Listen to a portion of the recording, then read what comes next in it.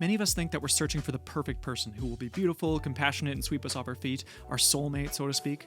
Compatibility is based on having similar values, interests, and long-term expectations. Combined with the emotional skills like communication and compromise, there are many people in the world who could make excellent partners for you.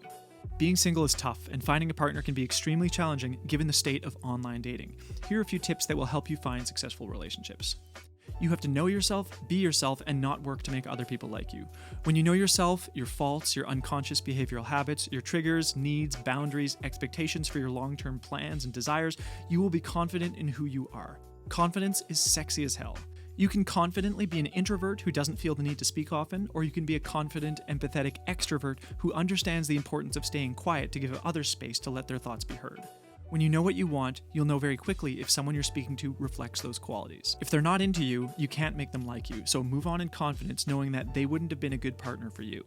It's like a superpower to be able to measure another person's emotional maturity and to know that a connection is authentic rather than trying to appear likable. 2.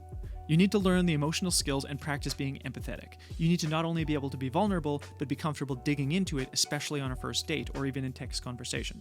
Think of ways that you can steer a conversation to be more vulnerable. Ask questions like, how does that make you feel? What are some things that cause you stress, or does this make you anxious, and why? These may seem like personal questions, and that's the point. If the person you're speaking to isn't able to be as vulnerable as you, it's an indication that this person might not be emotionally mature enough to be your partner, even if they're older than you. Emotionally skilled people know the different ways of using texting to show emotions. Emojis and exclamation points show that you have taken the time to respond in a way that signifies this conversation is meaningful to me. Instead of just saying, "What's up?" Answer promptly and don't ghost people. Be honest if you're not interested in them because they can handle it. This is probably the biggest one.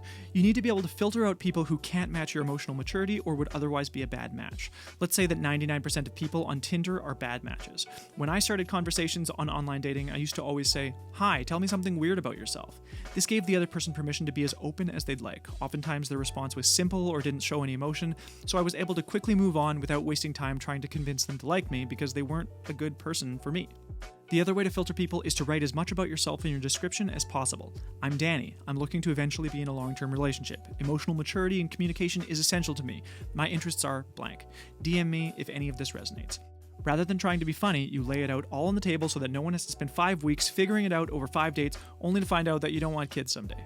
And the final one, let go of the need to be with a partner who is as hot as you. Once you get to know someone, you fall in love with them, not how they look. Eventually, we're all going to be old and our beauty will fade away anyway. Search for the things that make people compatible partners and fall in love with who they are, not what they look like.